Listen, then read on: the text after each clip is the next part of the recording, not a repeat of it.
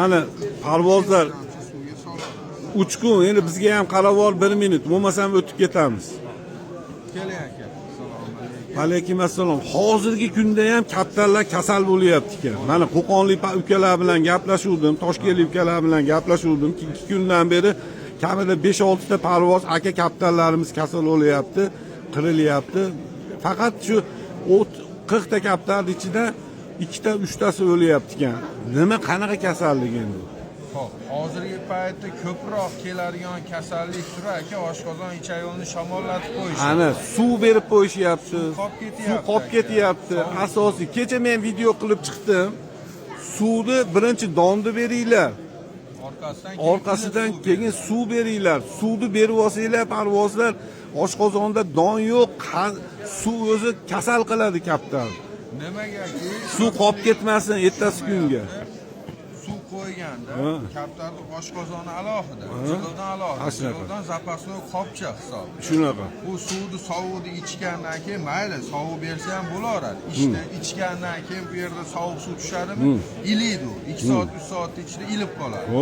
U yana borib turib sovuqni ichganda sovuq bilan bu yerga issiq tutashib qoladi. Shuni hisobiga oshqozon ichak yo'lini shamollaydi. Buni o'rniga donni berish kerak. Keyin suvni berish kerak. Suv sovmay ikkalasi donni suvda ovorish kerak. Asrdan keyin suvda ovorish. Ovorish kerak. Asrdan keyin emas, sirazi iloji bo'lsa bir qator.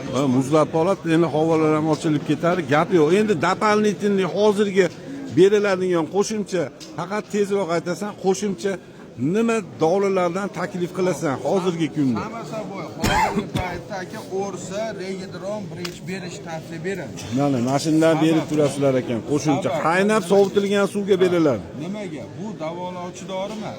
Oshqozon ichak yo'li shamollashlardi. Xo'p. Preplar bu ham dori bersa, misol nimadir dori. Oshqozonga tushib turib, oshqozonga nagruzka keltirib, kalla ketkizadi.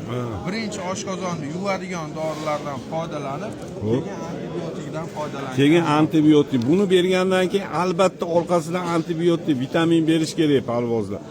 Bu narx qanaqa misol mashina bir donasini? Hozir danli men o'zim 15 mingdan sotaman. 15 ming so'mdan. Necha litr suvga yetadi bittasi? 1 litr.